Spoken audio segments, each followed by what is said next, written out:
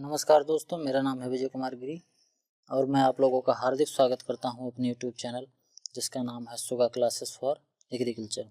दोस्तों, आज हम लोग फंडामेंटल ऑफ एग्रोनॉमी का पहले लेक्चर का दूसरा पार्ट पढ़ेंगे, जिसमें हम पढ़ेंगे evolution of man and agriculture, मतलब आदमी का विकास कैसे हुआ और आदमी के साथ साथ कृषि का विकास कैसे हो पूरी दुनिया में और भारत में भी किस तरीके से एग्रीकल्चर का विकास हुआ। डेवलपमेंट ऑफ साइंटिफिक एग्रीकल्चर, और वैज्ञानिक जो कृषि है इसका भी कैसे कैसे विकास हुआ इसका भी अध्ययन करेंगे। और भारत में और अंतर्राष्ट्रीय स्तर पर कौन कौन से एग्रीकल्चर रिसर्च इंस्टीट्यूट हैं इनके बारे में भी हम अध्ययन करेंगे। तो चलिए शुरू करते हैं। तो जैसा कि पहली हेडिंग है development of scientific agriculture in world, मतलब कि वैज्ञानिक कृषि का डेवलपमेंट पूरे विश्व में वैज्ञानिक एग्रीकल्चर का, वैज्ञानिक कृषि का विकास। अब इसमें देखो पहला पॉइंट क्या लिखा है, एक्सपेरिमेंटेशन टेक्निक वाज स्टार्ट 1561 से 1624। जो एक्सपेरिमेंट होता है किसी भी क्रॉप का, किसी भी वैरायटी का, तो ये टेक्निक सबसे पहले कब स्टार्ट हुई? 1561 से 1624 में। किसके द्वारा? एफ बेकन यानी फ्रांसिस बेकन ने सबसे पहले स्टार्ट किया। ही कंडक्टेड एन एक्सपेरिमेंट, उन्होंने एक एक्सपेरिमेंट कंडक्ट कराया, मतलब एक एक्सपेरिमेंट किया और पाया कि the water is the principal requirement, मतलब उन्होंने जब एक्सपेरिमेंट किया तो ये पाया कि वाटर जो है, जल जो है, ये प्राथमिक आवश्यकता है किसी प्लांट की। और अगर if the some crop is cultivated for many time fertility is loss, और अगर किसी भी खेत में, किसी भी सॉइल पर कोई क्रॉप कई बार उगाई जाती है तो फर्टिलिटी, पोषक तत्वता का ह्रास होता है, मतलब कि मिट्टी में पोषक तत्वों की कमी होने लगती है। फिर अगला क्या है, जेवी वैन हेलमेंट ने 1572 से 1644 was actually responsible for conducting a pot experiment. इन्होंने क्या किया था, एक पॉट यानी कि एक गमले पर एक्सपेरिमेंट किया था। वो एक्सपेरिमेंट कैसे था कि इन्होंने 5 पाउंड का एक पौधा लिया, 5 पाउंड का एक पौधा लिया, इसका वजन कितना था?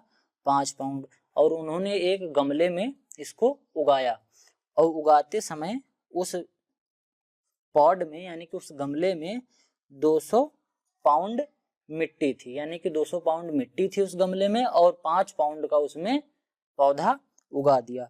लेकिन 5 साल तक उसमें क्या करते रहे, केवल और केवल उन्होंने पानी दिया, ना न्यूट्रिएंट दिया ना कुछ और दिया, केवल वो उसमें पानी देते रहे और बराबर उसकी मॉनिटरिंग करते रहे, मतलब बराबर उस पौधे की देखभाल करते रहे। उन्होंने फर्टिलाइजर कुछ नहीं दिया, केवल वो पानी दिया करते थे। तो 5 साल बाद उन्होंने क्या देखा कि जो मिट्टी का वजन है वो कितना है? 198 पाउंड है, लेकिन जो पौधे का वजन जो 5 पाउंड था पहले, वो अब कितना हो गया है? वो बढ़ के 16 पाउंड हो गया है।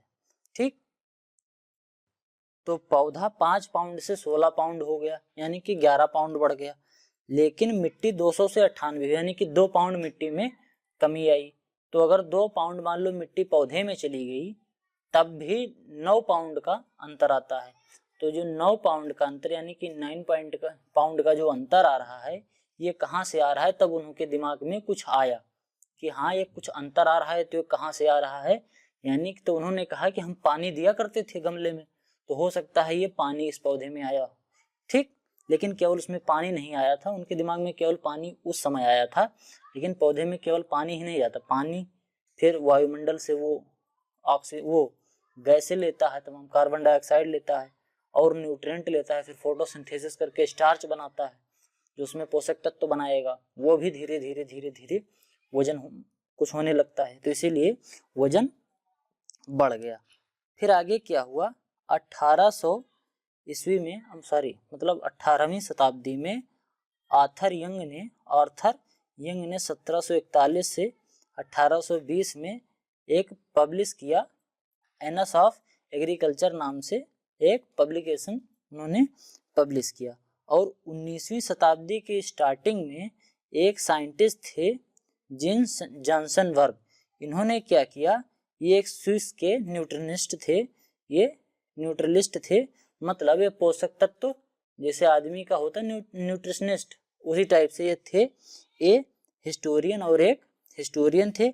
उन्होंने क्या दिया, एक एक्सप्लेनेशन दिया कि the increase of the weight of plant was due to the consumption of air, मतलब कि पौधे का जो वजन बढ़ता है वो हवा के माध्यम से बढ़ता है। इससे पहले लोग मानते थे कि ये जो वजन बढ़ रहा है वो पानी से बढ़ रहा है, जैसे पहले वो गमले वाला एक्सपेरिमेंट करके बताया गया था। फिर इन्होंने बताया कि एयर के थ्रू बढ़ता है। तो थोडर डिजास्टर्स, ठीक, de Saussure, Theodore de Saussure give the principle theme of photosynthesis, और इन्होंने प्रिंसिपल दिया फोटोसिंथेसिस का, मतलब फोटोसिंथेसिस का थोड़ा सा सिद्धांत दिया, मतलब इन्होंने एक थीम दी कि पौधे लाइट का कुछ उपयोग करते हैं, मतलब इसे थोड़ा थोड़ा सा उन्होंने सेंस लगाया। उसके बाद फिर लिवेग जी आए। लिवेग कहाँ के थे, एक जर्मन के साइंटिस्ट थे। उन्हों को कंसीडर किया जाता है फादर ऑफ एग्रीकल्चर केमिस्ट्री। लिवेग को क्या कहते हैं, फादर ऑफ एग्रीकल्चरल केमिस्ट्री। इसको याद कर लीजिएगा, ऑब्जेक्टिव टाइप क्वेश्चन में बहुत इंपॉर्टेंट है। इट वाज हिज ओपिनियन, उनका ओपिनियन था, that the growth of plant, कि प्लांट की जो ग्रोथ होती है was proportional to the amount of minerals substance available in soil. इनका ये मानना था कि जो पौधे की ग्रोथ होती है और जो मिट्टी में पोषक तत्व होते हैं ये प्रोपोर्शनल टू होते हैं। प्रोपोर्शनल टू का मतलब ऐसा है कि अगर मिट्टी में पोषक तत्व ज़्यादा रहेंगे तो प्लांट का ग्रोथ ज़्यादा होगी, और अगर मिट्टी में पोषक तत्व कम रहेंगे तो प्लांट की ग्रोथ भी कम होगी। ठीक, substance available in the soil, this is called the Liebig law of minimum. इसको पूछा भी जाता है कि लॉ ऑफ मिनिमम किसने दिया था, तो उसको दिया था लिवेग ने। जेबी लिवेग इनका पूरा नाम था। फिर आगे फ्रांसिस बैकन थे, इन्होंने found the water as the nutrient of plant. इन्होंने ये फाउंड किया कि वाटर जो है वो पौधे में एक पोषक तत्व के रूप में होता है। फिर जी.आर. ग्लैंडबर ने क्या किया, ये और साल्ट पीटर ने कहा कि जो साल्ट पीटर होता है KNO3 ये न्यूट्रिएंट होता है, वाटर नहीं होता है। इन्होंने ये कहा कि KNO3 जो होता है ये होता है न्यूट्रिएंट, पौधों के लिए न्यूट्रिएंट ये होता है, वाटर नहीं होता है। फिर जेंथ्रो टूल आए, तो इन्होंने हार्सविंग हस्बेंड्री नामक एक किताब भी लिखी थी। ठीक, तो इन्होंने क्या किया कि find soil particle as a plant nutrient. इन्होंने ये पाया कि जो सॉइल पार्टिकल होते हैं, छोटे छोटे जो पार्टिकल होते हैं, जिसको मैंने सॉइल साइंस में पढ़ाया है, आप चाहें तो देख सकते हैं प्लेलिस्ट में जाके, फंडामेंटल ऑफ सॉइल साइंस नामक एक प्लेलिस्ट है। उन्होंने क्या कहा कि सॉइल जो पार्टिकल होते हैं, सॉइल के जो कण होते हैं, ये प्लांट न्यूट्रिएंट होते हैं।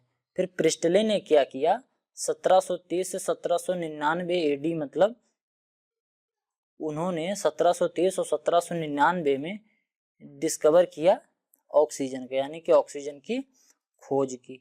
उसके बाद फिर क्या हुआ, फ्रांसिस होम ने वाटर, एयर, साल्ट, फायर और ऑयल को कहा कि ये प्लांट न्यूट्रिएंट है, मतलब पानी, हवा, नमक, फाइबर और फैट को कहा, ऑयल मतलब फैट, इसको क्या कहा कि प्लांट न्यूट्रिएंट ये सब हैं, ये जो सब चारों हैं, पांचों हैं, ये सब क्या हैं, प्लांट न्यूट्रिएंट है। फिर थॉमस जेफरसन ने क्या कहा कि develop the mould board plough.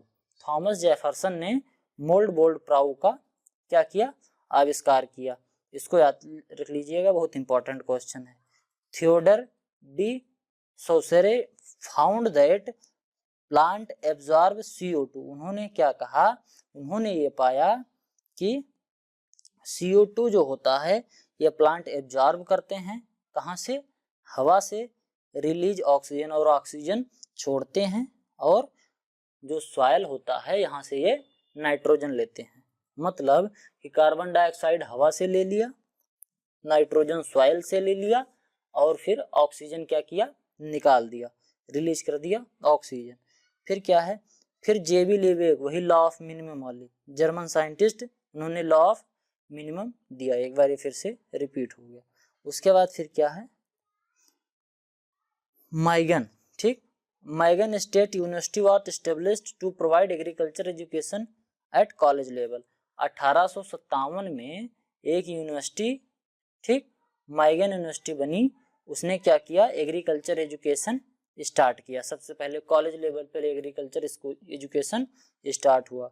फिर ग्रेगन जॉन मेंडल आए, उन्होंने क्या किया, लॉ ऑफ हेरिडिटी दिया, ठीक, इन्होंने आनुवंशिकता का सिद्धांत दिया। आनुवंशिक के कौन कौन से सिद्धांत दिए, ये आप फंडामेंटल्स ऑफ जेनेटिक्स नाम की एक प्लेलिस्ट है, उसमें आप जाके पढ़ सकते हैं। अब देखो चार्ल्स डार्विन, चार्ल्स डार्विन ने पब्लिश किया एक रिजल्ट और एक्सपेरिमेंट किया था। उन्होंने सेल्फ पॉलिनेशन और क्रॉस पॉलिनेशन के, यानी कि सेल्फ फर्टिलाइजेशन और क्रॉस फर्टिलाइजेशन प्लांट में करके इसका रिजल्ट इन्होंने प्रतिपादित किया, चार्ल्स डार्विन ने। और थॉमस माल्थस ने प्रपोज किया माल्थस थ्योरी, उन्होंने एक माल्थस थ्योरी दिया। State that human would run out of the food for every inspire and rapid advance in agriculture due to the limited land and agriculture proportional of crop, मत potential of crop. इन्होंने क्या कहा कि आदमी की जिस तरीके से जनसंख्या बढ़ रही है, अगर हम उत्पादन में वृद्धि नहीं करेंगे तो आने वाले समय में भूखमरी फैल जाएगी। इसीलिए हमको ज़्यादा से ज़्यादा एक्सपेरिमेंट करके और एग्रीकल्चर को थोड़ा और ज़्यादा प्रोडक्टिव बनाना चाहिए, नहीं तो आगे भूखमरी की समस्या उत्पन्न हो जाएगी। फिर क्या हुआ, scientific agriculture got momentum in the 19वीं शताब्दी। 19वीं शताब्दी में साइंटिफिक एग्रीकल्चर की ठीक ठाक से शुरुआत हुई इंडियन लैंड में, ठीक। Text was labelled in the middle of 19th century. 1877, 78, 89, 92, 97 and 1900 the population was decreased. इस सन में इन दिनों में क्या हुआ कि भारत में कई जगह पे फेमाइन आए, कई जगह पे अकाल पड़ा। इसी वजह से लॉर्ड डलहौजी जो आए थे, डलहौजी ने पैर पसारे अब तो पलट गई काया, तो ये वाली एक कविता पढ़ी नहीं थी, झांसी की रानी वाली। तो लॉर्ड डलहौजी का जब समय आया तो उसके समय में अपर बारी बॉम्ब कैनाल एक पंजाब में बनाया गया, ठीक। अपर बारी, सॉरी पढ़ने में गड़बड़ हो गया, दौब, क्या, अपर बारी दौब एक कैनाल बनवाया पंजाब में। और improvement agriculture start only his period, और एग्रीकल्चर में जो इम्प्लीमेंटेशन था, इम्प्रूवमेंट था एग्रीकल्चर में, वो डलहौजी के समय में स्टार्ट हुआ। उसके बाद लॉर्ड कर्जन आए। लॉर्ड कर्जन को great canal system of western Punjab, इन्होंने great canal system of western Punjab में इसको कंस्ट्रक्ट कराया ड्यूरिंग हिज पीरियड, यानी कि लॉर्ड कर्जन के पीरियड में इंपीरियल एग्रीकल्चर रिसर्च इंस्टीट्यूट, जिसको हम IARI जिसको कहते हैं, उसकी स्थापना हुई। कहाँ पे, पूसा बिहार में। His period is called as the golden period of agriculture. Lord Curzon का जो पीरियड था, इसको भारत में गोल्डन पीरियड ऑफ एग्रीकल्चर के नाम से भी जाना जाता है, क्योंकि इन्हीं के समय में काफ़ी कुछ हुआ था। 1906 में ही एग्रीकल्चर की 6 यूनिवर्सिटी स्टार्ट हुई थी। कौन कौन सी और कहाँ कहाँ पे स्टार्ट हुई थी, वो आप लोग नीचे कमेंट बॉक्स में ज़रूर लिखिएगा अगर आपको पता है। और नहीं पता है तो मेरी एक जर्नल एग्रीकल्चर की सीरीज चल रही है, उसमें आप लोग मुझे फॉलो कीजिए प्लेलिस्ट में, और मैं इसी टाइप से क्वेश्चन उस सीरीज में लाता रहता हूँ। फिर आगे क्या है, ड्यू टू अर्थक्वेक, फिर अर्थक्वेक आ गया। IARI इन पूसा बिहार, जो पूसा बिहार में जो बिल्डिंग थी IARI की, वहाँ पे अर्थक्वेक आ गया 1926 में। फिर और एक 19, फिर क्या हुआ, तो इसको शिफ्ट कर दिया गया, पूसा से ले आया गया नई दिल्ली में इसको। फिर रॉयल कमीशन ऑफ एग्रीकल्चर एक सेटअप किया गया। रॉयल कमीशन एक कमीशन सेट किया गया, एक कमेटी बनाई गई, royal commission on agriculture, and was responsible for giving recommendation, और ये रिस्पॉन्सिबल थी, इसका एक उत्तरदायित्व था इस कमेटी का कि आप एक रिकमेंडेशन दें, कोई एक सुझाव दें एक कैनाल बनाने के लिए और रोड बनाने के लिए कि हमको कैनाल कहाँ बनाएं और रोड कहाँ बनाएं। इस चीज पर सलाह मशवरा करके आप एक उपाय बताएं और एक कमेटी जो एक रिजल्ट दें, हमको एक रिकमेंडेशन दें, सुझाव दें कि हम कहाँ बनाए। ऐसे किसने कहा? कर्जन ने। Based on this committees recommendation, इस कमेटी के रिकमेंडेशन से क्या हुआ? Imperial council of agriculture research बना। अब देखो इसको याद कर लेना, आईसीआर किस कमेटी के रिकमेंडेशन पे बना था? तो वो रॉयल कमीशन ऑन एग्रीकल्चर नामक एक कमेटी थी, इसी के रिकमेंडेशन के बाद बना था। और इसके बाद 1900 was started 1929 with the objective of conduct agriculture research. Imperial agriculture जो रिसर्च ये स्टार्ट किया गया था, imperial council of agriculture research, इसका काम था, इसका ऑब्जेक्टिव था साइंटिफिक रिसर्च को कंडक्ट कराना। उसके बाद फिर स्टेट एग्रीकल्चर यूनिवर्सिटी स्टार्ट हुई 1960 में। ICR has also started research institute its own different centre in India for various crop. और उसके बाद फिर ICR को एक इंस्टीट्यूट के रूप में इसकी सब्सिडरी हर स्टेट में खुलती गई अलग अलग क्रॉप की रिसर्च के लिए। जैसे अगर हमको किसी क्रॉप, जैसे हमको अगर धान की क्रॉप पर रिसर्च करनी है तो धान की क्रॉप का रिसर्च हम जम्मू कश्मीर में थोड़ी करेंगे, वहाँ कर नहीं सकते। तो इसीलिए उसको करने के लिए हमें उस जगह का चुनाव करना होगा जहाँ पे धान उगाया ज़्यादा जाता है। ठीक, तो इसीलिए अलग अलग जगह पे उसके रीजनल रिसर्च स्टेशन भी इस्टेब्लिश होने लगे। ICR is the sole body. ICR एक अकेली ऐसी संस्था है which control all the agriculture research institute, जो पूरे भारत के जितने भी एग्रीकल्चर रिसर्च इंस्टीट्यूट हैं उनको ये क्या करती है? कंट्रोल करती है और इनको प्रोवाइड करती है। It provide the way of green revolution in India. और इसने एक ग्रीन रेवोल्यूशन का रास्ता भी दिया था। कब? 1947 के बाद जब ग्रीन रेवोल्यूशन आया था 1956-57 में, तो इसी की वजह से आया था जिसकी इस्टेब्लिशमेंट हुआ इसका। फिर इसने एक रास्ता दिया जिससे गेहूं और धान में अच्छी अच्छी वैरायटियां डेवलप होने लगी। और after 1947 ICR totally adopted the Lord grant college. उसके बाद ICR को लॉर्ड ग्रांट कॉलेज द्वारा अडॉप्ट कर लिया गया। इन 1962 Lord grant college was started in Pantnagar. 1962 में लॉर्ड ग्रांट कॉलेज ने ICR को अडॉप्ट कर लिया, मतलब इसके अंडर में आ गए लॉर्ड ग्रांट कॉलेज के। और ये कहाँ बना था? पंतनगर। तब उस समय उत्तर प्रदेश में था, पंतनगर उत्तराखंड में हो गया, तो यूपी में ये अडॉप्ट कर लिया गया। It is the first university with 16,000 एकड़, मतलब 16,000 एकड़ में 16,000 एकड़ में ये यूनिवर्सिटी बनी थी। ये पहली यूनिवर्सिटी थी जो 16,000 एकड़ में बनी थी। There was 75 state agriculture university. उस समय 75 agriculture university with research institute, और इतने एग्रीकल्चर यूनिवर्सिटी हैं और साथ साथ में रिसर्च इंस्टीट्यूट है। मतलब यूनिवर्सिटी और रिसर्च इंस्टीट्यूट, जहाँ रिसर्च होती है, यूनिवर्सिटी होती है जहाँ पढ़ाई, एजुकेशन, रिसर्च और एक्सटेंशन तीनों काम होता है, उसी को हम यूनिवर्सिटी बोलते हैं। ऑन हिट्स ओन, मतलब कि इसके ICR के उस समय धीरे धीरे करके 45 हो गए, अब तो धीरे धीरे और भी बढ़ रहे हैं। फिर क्या हुआ? हाई यील्डिंग व्हीट वैरायटी, मतलब गेहूं की हाई यील्डिंग वैरायटी जैसे कल्याण सोना, सोनालिका, लेरमा रोजो, सोनरा 64, ये सब इंट्रोड्यूस हुई। जब ग्रीन रेवोल्यूशन आया तब ये सब वैरायटियों का आविष्कार हुआ, मतलब शोध हुए, ये डेवलप की गई। और इसके बाद फिर ग्रीन रेवोल्यूशन आया। जब हाई यील्डिंग वैरायटियां आई तो हरित क्रांति की भी शुरुआत हो गई। Green revolution took in wheat, सबसे पहला ग्रीन रेवोल्यूशन का जो फर्स्ट लक्ष्य था कि हमें गेहूं का उत्पादन बढ़ाया जाए, क्योंकि उस समय हम लोग अमेरिका से गेहूं मंगाते थे। ठीक, और अमेरिका जो हमको गेहूं देता था वो सबसे लोअर क्वालिटी का गेहूं देता था, क्योंकि अमेरिका भी तब उस समय उतना डेवलप नहीं था और वही हम लोग खा के जिया करते थे।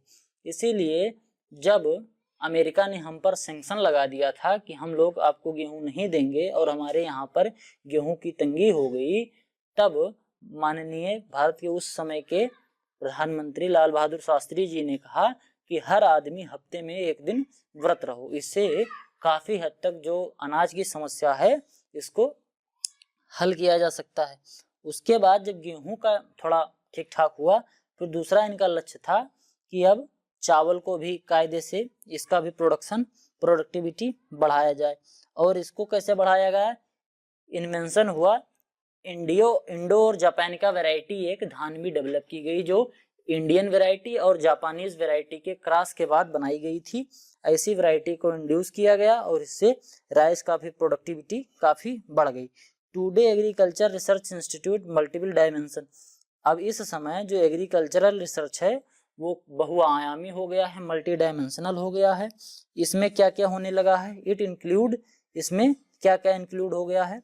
टिश्यू कल्चर यानी कि ऊतकी, बायोटेक्नोलॉजी, ठीक, जैव प्रौद्योगिकी और ब्रीडिंग जिसमें हम नई नई वैरायटियों को डेवलप करते हैं, और क्रॉप प्रोडक्शन यानी कि उत्पादन, फसल उत्पादन, और क्रॉप प्रोटेक्शन आल्सो यानी कि पौधे की सुरक्षा। ये सब चीजें भी अब धीरे धीरे एग्रीकल्चर इंस्टीट्यूट करने लगी।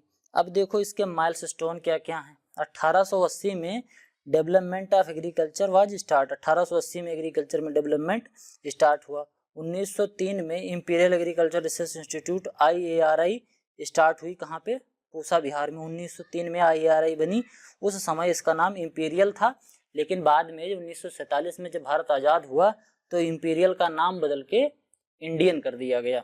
ठीक, अब उसके बाद 1912 में शुगर केन ब्रीडिंग इंस्टीट्यूट, जिसको SBI के नाम से जानते हैं, ये कोयम्बटूर में स्टार्ट हुआ। 1929 में imperial council of agriculture research institute eight new Delhi after independence become ICR। इसको फिर ICR बनाया गया। IARI 1903 में बनी और 1929 में क्या बनी? ICAR। इसका भी नाम इंपीरियल काउंसिल ऑफ एग्रीकल्चर, इसमें भी इंपीरियल था, लेकिन जब भारत आजाद हुआ तो इंपीरियल को इंडियन कर दिया गया। 1936 में अर्थक्वेक आया तो जो बिहार में जो IARI की बिल्डिंग थी वो टूट गई। तो बिल्डिंग टूट जाने की वजह से वहां से पूसा बिहार से इस संस्थान को दिल्ली ट्रांसफर कर दिया गया। इस समय IARI दिल्ली में है। 1962 में पहली एग्रीकल्चर यूनिवर्सिटी पंतनगर में स्टार्ट हुई। ठीक, उसके बाद 1965 और 66 में 65-67 में क्या हुआ था? ग्रीन रेवोल्यूशन हुआ था इंडिया में। कैसे हुआ था? हाई यील्डिंग वैरायटी, जैसे लर्मा, रोजो, सुनहरा, 63-64, ये सब जो वैरायटियां आई ये हाई यील्डिंग वैरायटियां थी। तो हाई यील्डिंग वैरायटियों की वजह से जो वीट में, राइस में और फर्टिलाइजर का फिर यूज होने लगा। कंस्ट्रक्शन ऑफ द डैम भी बन गए और पेस्टिसाइड का यूज होने लगा। इसी सब की वजह से 1965 से 1967 के बीच में भारत में हरित क्रांति की शुरुआत हुई इन तमिलनाडु। ठीक, अब Madras agriculture college was established in Saidapet. उसके बाद फिर ये सब तमिलनाडु की चीजें हैं, बाद में पढ़ेंगे। Central research institute Cuttack Orissa में है। अब कुछ इंस्टीट्यूशन हैं जो कहाँ कहाँ पे हैं, ये बहुत इंपॉर्टेंट है। ऑब्जेक्टिव टाइप में ये बहुत पूछे जाते हैं। डिस्क्रिप्टिव टाइप में तो हो सकता है, इसमें कुछ समझाने वाली चीज नहीं है, लेकिन ऑब्जेक्टिव में ये कॉम्पिटिटिव एग्जाम में बहुत पूछा जाता है। सेंट्रल राइस रिसर्च इंस्टीट्यूट कहाँ है? ये कटक उड़ीसा में है। विवेकानंद पर्वतीय कृषि अनुसंधान संस्थान अल्मोड़ा में है। Indian institute of pulse research ये कानपुर में है। Central tobacco research institute Rajahmundry Andhra Pradesh में है। Indian institute of sugar cane research ये लखनऊ उत्तर प्रदेश में है। शुगर केन ब्रीडिंग इंस्टीट्यूट यानी SBI ये कोयम्बटूर कर्नाटक में है। Central institute of cotton research ये नागपुर में है, नागपुर महाराष्ट्र में कॉटन ज्यादा उत्पादित होता है, काली मिट्टी भी होती है। काली मिट्टी में कपास उत्पादन किया जाता है और कपास उत्पादन वहाँ ज्यादा होता है, इसीलिए वहाँ पे सेंट्रल इंस्टीट्यूट ऑफ कॉटन वहाँ इस्टेब्लिश किया गया है। ऐसे भी चीजें धीरे धीरे समझ सकते हो, थोड़ा सा सेंस लगा के। Central research institute of jute and allied fibre ये कहाँ है? बैरकपुर में है। फिर Indian grassland and fodder research institute Jhansi Uttar Pradesh में है। यहाँ पे फॉडर मतलब चारे पर और घासों पर रिसर्च होता है जो पशुओं को खाने के लिए दिया जाता है, इस पर रिसर्च होता है। Indian institute of horticulture research IARI ये बेंगलोर में है, ये भी कई बार एग्जाम में पूछा गया है। सेंट्रल इंस्टीट्यूट ऑफ सब ट्रॉपिकल हार्टिकल्चर ये लखनऊ में है।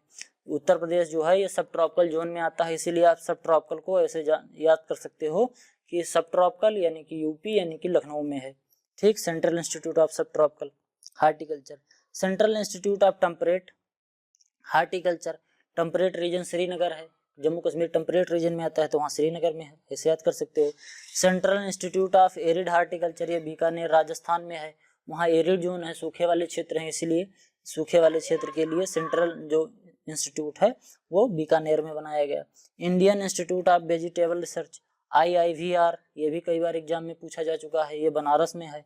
सेंट्रल पोटैटो रिसर्च इंस्टीट्यूट ये शिमला में है, शिमला में ठंडी ज़्यादा होती है और ठंडे क्षेत्रों में ठंडी के मौसम में ही आलू उगाई जाती है, शिमला में बराबर ठंडी होती है, इसीलिए वहाँ पे इसका रिसर्च इंस्टीट्यूट बनाया गया है, क्योंकि आलू को ग्रो करने के लिए एक ठंडा वातावरण चाहिए और वहाँ पे शिमला रिसर्च इंस्टीट्यूट जो है वहाँ पे एक साल में 2-3 फसलें ले ली जाती हैं आलू की, वहाँ पे रिसर्च होता है। आलू का सीड आपको कहीं नहीं मिलेगा, लेकिन शिमला में जो आलू उत्पादित होता है वहाँ पे उसके सीड मिलते हैं, छोटे छोटे सीड होते हैं, जैसे लगता है जैसे मिर्च का जैसे सीड होता है, मिर्च और टमाटर का सीड जैसे होता है, लगभग उसी टाइप का सीड होता है। Central tuber crop research institute ये कहाँ है? त्रिवेंद्रम में है। Central plantation crop research institute Kesargarh में है, Kesargarh Kerala. Central agriculture research institute ये कहाँ है? पोर्ट ब्लेयर में है। सेंट्रल एग्रीकल्चर रिसर्च इंस्टीट्यूट, इसको याद कर लेना, CARI central agricultural research institute. ठीक, अब Indian institute of spices research ये कालीकट कर्नाटक में है। Central soil and water conservation research and training institute ये देहरादून में है। Indian institute of soil science ये भोपाल में है। Central soil sanitary research institute ये करनाल में है। ICR research complex for eastern region including centre of मखना ये पटना में है। Central research institute of dry land agriculture ये कहाँ है? हैदराबाद में है। Central arid zone research institute Jabalpur Madhya Pradesh में है। ICR रिसर्च कॉम्प्लेक्स गोवा में है, ICR का एक रिसर्च कॉम्प्लेक्स है वो गोवा में है। ICR research complex for NEH ये कहाँ है? ये कहाँ है? बारापानी में। National institute of abiotic stress management Malegaon Maharashtra में है, मालेगांव महाराष्ट्र में है। Central institute of agricultural engineering ये भोपाल में है। Central institute of post harvest engineering and technology ये कहाँ है? लुधियाना पंजाब में है। पोस्ट हार्वेस्ट टेक्नोलॉजी का जो है ये लुधियाना पंजाब में है। Central institute of national resin and gum ये रांची मध्य प्रदेश, रांची झारखंड में है। Central institute of research on cotton Tamil Nadu ये मुंबई ये technology. Central institute of research on cotton technology ये कहाँ है? मुंबई महाराष्ट्र का। काली मिट्टी कपास ऐसे याद कर सकते हो। Central institute of research on jute allied fibre technology ये कहाँ है? कोलकाता में, पश्चिम बंगाल में जूट की खेती बहुत ज़्यादा होती है, तो इस तरीके से याद कर सकते हो। Indian agriculture statistics research institute, statistics ये दुनिया भर का डाटा, भारत में जितना भी डाटा होता है, चाहे वो पॉपुलेशन का डाटा हो, धान गेहूँ गन्ना मक्का उसका प्रोडक्शन का डाटा हो, ये सब डाटा ये रिलीज करती है। अभी कुछ दिन पहले प्रधानमंत्री जी ने ये डाटा रिलीज करने से भी रोक दिया था, लगभग 2-3 साल पहले, 2017 में, 17 के आसपास की बात है। तो इस पे काफ़ी विवाद हुआ था, विपक्ष वालों ने कहा कि डाटा ही नहीं दिखा रहे हो कि ग्रोथ कैसे हो रही है भारत में, इस चीज़ से डाटा से ही पता चलता है क्या ग्रोथ चल रही है किस चीज़ की। तो उन्होंने डाटा दिखाने से ही मना कर दिया, बेरोजगारी का डाटा ही नहीं दिखा रहे थे, वही सब था। तो ये वही वाली इंस्टीट्यूट है। सेंट्रल सीप एंड वोल रिसर्च इंस्टीट्यूट ये राजस्थान अंबिकानगर में है। राजस्थान में भेड़ वड़ ज़्यादा पाली जाती है, तो वैसे समझ सकते हो वूल ऊन और सीप पे रिसर्च होती है ज़्यादा। Central institute for research on goat कहाँ होती है? मखदूम ये मथुरा में है। यहाँ पे क्या होता है? बकरी पे रिसर्च होता है। Central institute for research on buffalo पे हिसार हरियाणा में होता है। National institute of animal nutrition and physiology ये बेंगलोर में होता है। Central avian research institute Izzatnagar में है, ये बहुत इंपॉर्टेंट है, इसको याद कर लेना। Central marine fisheries research institute ये कोची में है। सेंट्रल इंस्टीट्यूट ब्रेकेश्वर एक्वाकल्चर चेन्नई में है, नहीं ब्रेकिस वाटर है, सॉरी गड़बड़ हो गया पढ़ने में। Central institute brackish water aquaculture ये कहाँ पर है, चेन्नई में है। Central inland fishery research institute Barrackpore में है, ये भी बहुत इंपॉर्टेंट है, याद कर लेना। Central institute for research fisheries technology ये कोची में है, ये भी याद कर लेना। इसमें देखना ये fisheries, central institute of fisheries technology Kochi, central inland fisheries research institute Barrackpore, इन दोनों में काफ़ी कन्फ्यूजन होता है, इसको ध्यान से बारीकी से पढ़ लेना। और एक ये मेरीन फिशरीज है, ये कोची में है, तो ये जितना फिशरीज से है इसको कायदे से पढ़ लेना, क्योंकि ये बीच में कंफ्यूज बहुत करते हैं बाद में कि कौन सा कहाँ है। Central institute of fresh water aquaculture ये कहाँ है, भुवनेश्वर में है। National academy of agriculture research management ये हैदराबाद में है। फिर अगला क्या है, national research centre of plantation and plant biotechnology, national research centre on plant biotechnology ये कहाँ है, नई दिल्ली में है। National centre for integrated pest management PM ये कहाँ है, NCIPM ये कहाँ है, नई दिल्ली में है। नेशनल रिसर्च सेंटर फॉर लीची, लीची कहाँ है, मुजफ्फरपुर में। एक गाना भी बना है भोजपुरी में, उसे याद कर लेना, लीची मुजफ्फरपुर, उस गाने में लीची और मुजफ्फरपुर दोनों है, ऐसे याद कर लेना, ठीक। अब देखो national research centre of for citrus ये कहाँ पर है, नागपुर में है। National research centre for grape ये पुणे में है, महाराष्ट्र में। जो महाराष्ट्र है वहाँ पे जो ग्रेप है इसका उत्पादन बहुत ज़्यादा होता है, तो इसीलिए इसको याद कर लेना, पुणे महाराष्ट्र, ठीक। नेशनल रिसर्च सेंटर ऑफ बनाना ये कहाँ है, ये त्रिची में है, ठीक। अब national research centre of spices Ajmer में है। देखना एक चीज़, ये बनाना वाला थोड़ा सा कुछ गड़बड़ हो रहा है, ये अभी हमें याद नहीं आ रहा है, इसका नाम त्रिची लिखा है, लेकिन ये त्रिची किसी एक बड़ी जगह पे है, जैसे मान लो कोई लखनऊ कह, ये कोई कानपुर कह दे, कानपुर में घंटाघर या नवाबगंज बोल दे, तो उसी तरीके से त्रिची लिखा है। बाकी ये कोई बड़ा सा नाम है, इसका नाम हमें इस समय याद नहीं आ रहा है, थोड़ा देख लीजिएगा। National research centre seed and spices ये कहाँ है, अजमेर राजस्थान में है। National research centre for pomegranate ये कहाँ है, सोलापुर में है। देखो कैसे पोमोग्रेनेट को कैसे याद कर सकते हो, सोलापुर। पोमोग्रेनेट जो है इसको जब तोड़ोगे, पोमोग्रेनेट मतलब होता है अनार, अनार तोड़ोगे तो लगता है लावा निकल रहा है, लाल लाल जैसे लगती है, जैसे आग है, तो आग से याद कर सकते हो, आग मतलब 16, 16 से सोलापुर, सोलापुर से मंगाया डीजे वाला, ठीक। तो इसको सोलापुर याद कर लेना। पोमोग्रेनेट अनार में जो दाने होते हैं उसको लगता है जैसे वो लावा है, लावा कैसे, आग जैसे, आग का लावा है, तो इससे याद कर लेना। National research centre of orchid, orchid का कहाँ है, सिक्किम में, पैंगोंग में। National research centre agro forestry ये झांसी में है। झांसी में एक कौन सी है, एक और है झांसी में जो मैंने बताया था, फॉडर वाला, ठीक, फॉडर और ग्रॉस वाला। National research centre of camel, camel का कहाँ है, बीकानेर में। नेशनल बीकानेर राजस्थान, राजस्थान में ज़्यादा पाले जाते हैं कैमल, तो रिसर्च इंस्टीट्यूट भी वहीं होगा। नेशनल रिसर्च सेंटर ऑफ इक्विस ये हिसार में है। National research centre for meet ये हैदराबाद में है, हैदराबाद ओवैसी वाला, समझ रहे हो, ओवैसी वाला। ओवैसी मुस्लिमों की ज़्यादा जनसंख्या, बकरीद, मीट, ऐसे याद कर लेना, समझ गए। देखना भाई अगर कोई हो तो बुरा न मानना, हम केवल समझाने के लिए बता रहे हैं, हमारा और कोई पर्पज नहीं है, ऐसे याद कर लेना, ठीक। National research centre of pig ये सुअर का है, गुवाहाटी में है। नेशनल रिसर्च सेंटर वायाक का है, ये कहाँ है, वेस्ट केमंग में है। नेशनल रिसर्च सेंटर फॉर मिथुस ये कहाँ है, नागालैंड में है। नागालैंड में मिथु ज़्यादा पाए जाते हैं, एक प्रकार के सांड की होती है वैरायटी, मतलब सांड जैसे ही देखने में लिखते हैं, इनको मिथु कहते हैं। National centre for agriculture economics policy research ये कहाँ है, नई दिल्ली में। अब ये कुछ इंटरनेशनल इंस्टीट्यूट हैं जो एग्रीकल्चर के हैं, ये कहाँ कहाँ पे हैं। AVRDC Asian vegetable research and development centre ये ताइवान में है। फिर अगला क्या है, CIAT सेंट्रो इंटरनेशनल डी एग्रीकल्चर ट्रॉपिकल ये कहाँ है, कोलंबिया में है। CIP सेंट्रो इंटरनेशनल डालापा ये कहाँ है, इंटरनेशनल पोटैटो रिसर्च इंस्टीट्यूट ये पेरू में है, इसको याद कर लेना, पेरू वाला। पेरू में आलू का जन्म स्थान भी पेरू है और पेरू में ही इसको बनाया गया है, इंटरनेशनल पोटैटो रिसर्च इंस्टीट्यूट।